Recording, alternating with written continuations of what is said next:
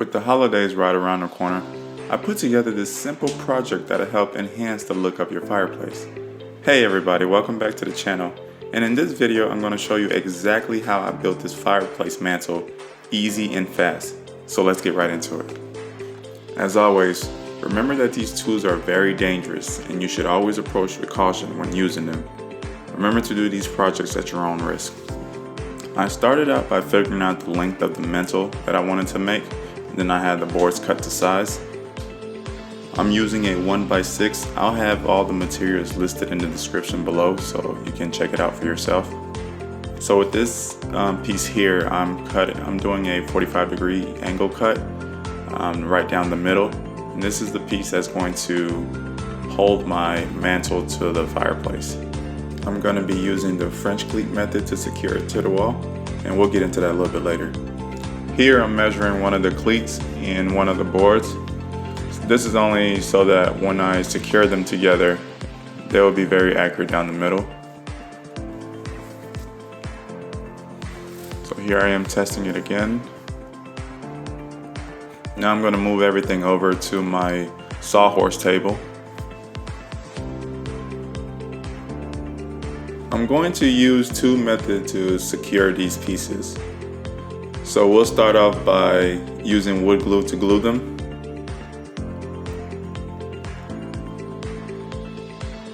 With the wood glue, you want to use a thin line right down the middle, and it'll expand as you connect the pieces.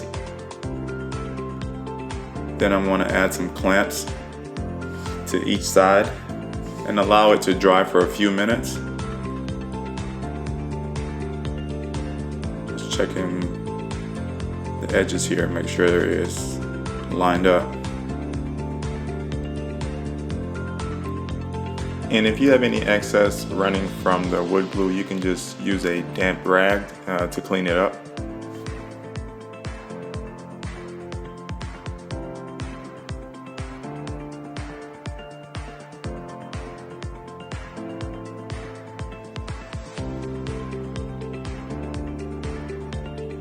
So after I get this table set up, I'm gonna secure it lastly with a brad nail gun.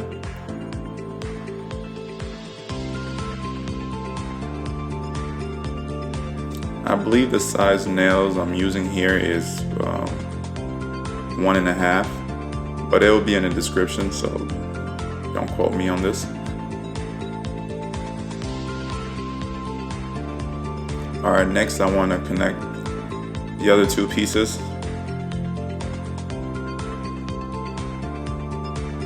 So you have the bottom board, and then you have, well actually you have the middle board and then you have the bottom board. And here's a visual of what it's gonna look like. Now this other piece is the second piece of the French cleat. I'm trying to make sure I have room in here for it to fit.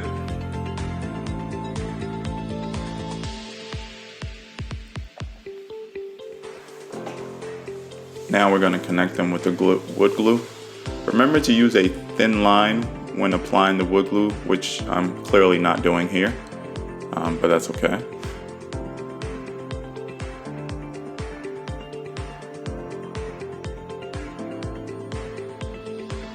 Now I want to slightly clamp these pieces together and allow it to dry for a bit. Now these side ends, I use the excess from each board when I was trimming them down a piece, down to length.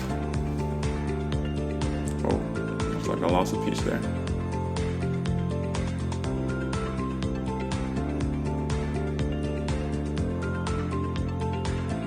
I was having the most difficult time trying to get these two end pieces to cooperate with me. So eventually I just put a few nails in with the brad nail gun.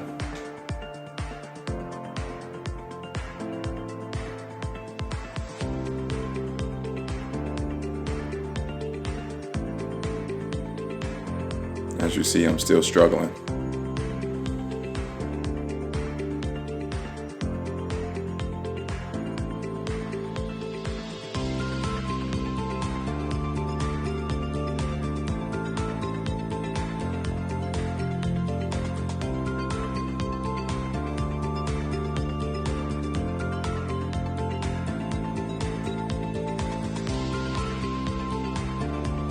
So after fidgeting with this for a while,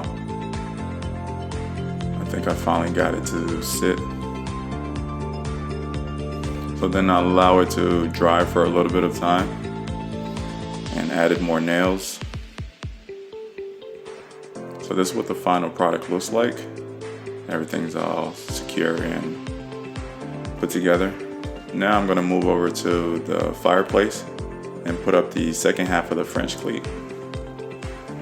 So the blue tapes on the wall are where my studs are, and the one down the middle is just for me to get an accurate mark of where the French cleat is going to sit.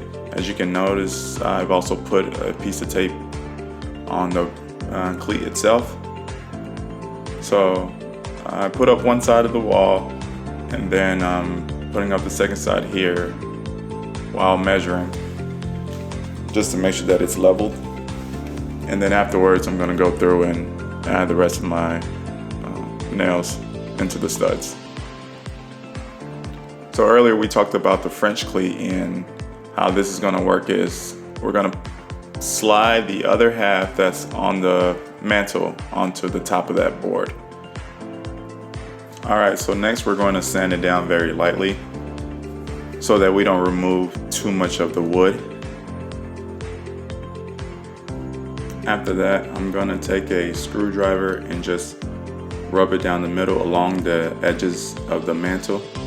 This is just so I can soften up the board on the edge so that it's not sharp to the touch.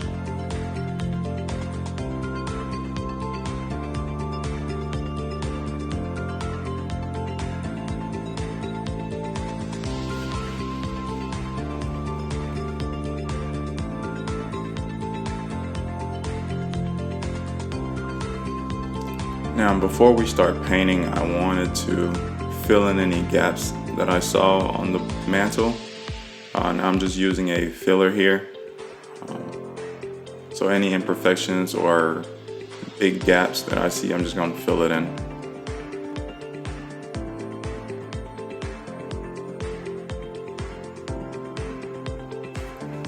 And here I'm just using a paper towel and my finger to smoothen out the caulk. I'm going to let it sit and allow it to dry for a bit before I started to paint it. Now I decided to paint it instead of staining, only because I wanted to do something that only required one step, instead of with staining I would have to stain it as well as use a polyurethane to protect it.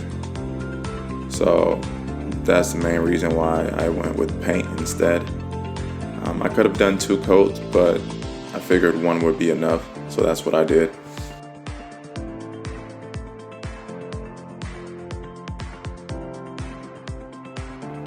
One thing I think I should have done differently was elevated the mantle off the plastic, because once it dried, that plastic was really secured on there and some of it was left onto the mantle. It was really hard to get off because I didn't want to scrape the paint off with it.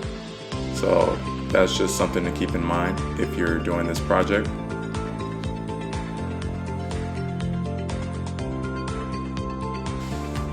Alright, once we have it nice and dry, the only thing left to do is to slide the mantle on top of the bottom French cleat piece, and there you have it.